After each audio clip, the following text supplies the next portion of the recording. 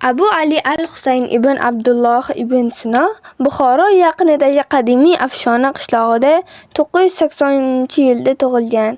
1030-yilda esa Hamadonda olamdan o'tgan.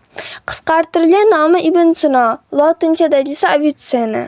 U serqirra tibbiyot xodimi, fizik, faylasuf, matematik, astronom, kimyogar va musiqashunos.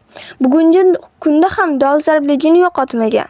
Davolash kitobi va Qonun ot-tabib kabi mashhur tibbiyot asarlari muallifi. Tibbiyot fani qonun-qoidalari mashhur ensiklopediyasi ko'p asrlar davomida tibbiyot bo'yicha qo'llanma bo'lib, Rim, Yunon, Hindiston va O'rta Osiyo shifokorlarining tajribasi va nuqtai nazarini o'z ichiga olgan. Ibn Sino fan tarixidagi buyuk shaxslardandir. G'arb dunyosida uni Islomiy sharqning buyuk allomasi deb hisoblashgan. Ibn Sinoning Qonun at-Tibb asari eng mashhur asarlardan biri. Undan Yunon, Rim va Fors tibbiyot san'ati namunalari o'rin olgan. Kitob ko'p qismlarga bo'lingan. Ulardan eng asosiylari 5 kitob.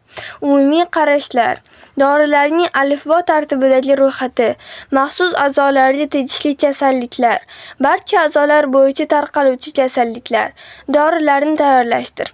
Tibb qonunlarida parhezning muhimligi, salomatlikka, tabiiy sharoit va atrof muhitning ta'siri haqida so'z yuritilardi.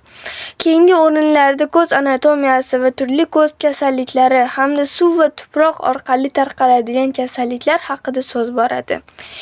Ibn Sinoning mashhurligi hozirga qadar qadrlanib kelgan.